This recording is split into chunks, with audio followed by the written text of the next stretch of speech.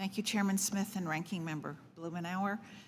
And thank you all for being here today to talk about this important issue. You know, I've already heard several of our close allies mentioned specifically. Korea may soon pass online platform laws and regulations that would make it difficult for our U.S. companies to operate in their country. And I'm very concerned that such an important strategic ally like the Republic of Korea is pursuing economic policies that target and discriminate against U.S. technology companies while welcoming state-owned Chinese companies with open arms. Chinese firms are the fastest growing tech companies in Korea, with many leveraging strategic partnerships with Korean monopolies who have a strong influence in Korea's legislature. And as a result, there are proposed bills and regulations that would inadvertently grant Chinese players an advantage over U.S. firms, supercharging the growth of China's own national champions in Korea. The U.S. is holding up our end of the technology alliance by providing Korean companies billions of U.S. taxpayer funds in the form of CHIPS grants and EV and battery subsidies. I just kind of find it really concerning that the Korean government is in turn treating American interests in this manner, and I'm concerned about the national security implication of the ill-advised economic discrimination and would urge them not to go down this path, but instead continue our important technology partnership and the goals that are established in our free trade agreement. Our trade agreement with Korea is the second largest free trade agreement by trade flows, second only to the USMCA. It is extremely concerning to me that our two biggest FTAs are both facing obstacles in the world of digital trade.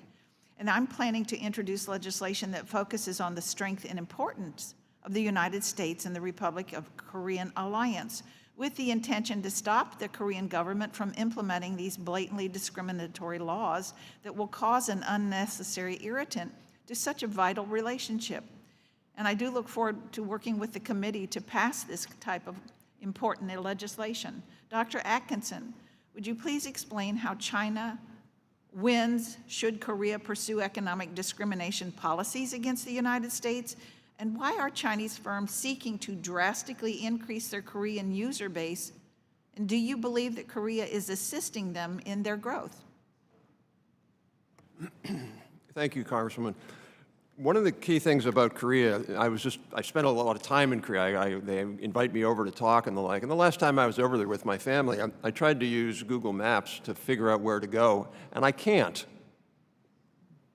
I could use a Korean app company, which actually I had to do, I had to download. And they say it's national security. It has nothing to do with national security. It's the fact that they wanted to favor their own domestic map companies, their own domestic players. That's what they're doing now by copying the European DMA. And what they want to do is they want to be able to pass a law that would require American companies to turn over data, to be interoperable, to do other kinds of things that would benefit Korean companies. But they can't write the law so blatantly that admits that. So it would benefit Korean companies, but it would also benefit Chinese companies. And so they're willing to make that trade-off because they think it's going to benefit their companies more. It'll hurt our companies. So it's almost like getting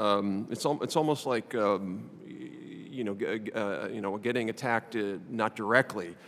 So they're not trying to benefit Chinese companies. They're trying to benefit Korean companies. But you're absolutely right. This will benefit Chinese companies and make them stronger. I would put Korea again in the same category as I'd put Canada. They need us a lot more than we need them. They're dependent upon us, not just for military, but they're so focused right now on building technology partnerships. I just spoke at 2 conferences here that the Korean government put on. They want technology partnerships with us. And we're going ahead and saying yes. But I think there has to be a quid pro quo with that. Yeah, we want technology partnerships with you so we can both be stronger against the Chinese, but we're not going to do partnerships with you if you do these kinds of discriminatory things. What are the national security concerns related to U.S. foreign policy in the Indo-Pacific should the U.S. be less economically tied to our strategic ally as they grow closer to China? So the fundamental question, I think, in the Indo-Pacific is, are these countries going to gradually move over into the China orbit? Or are they going to stay in the Western democratic market orbit? And that's we're going to know that in 20 years. That'll be decided. And by letting the Koreans sort of have it both ways, the Koreans don't want to pick. They want to have really close relationships with the Chinese because they know Chinese are predatory and retaliatory. They will hurt the Korean companies. They've done that before. But we need to let them know that they can't have it both ways. They have to pick. We're their defender. They need to be on the side of the allies and democracy. So I think it's a critical issue that we make them choose and choose us.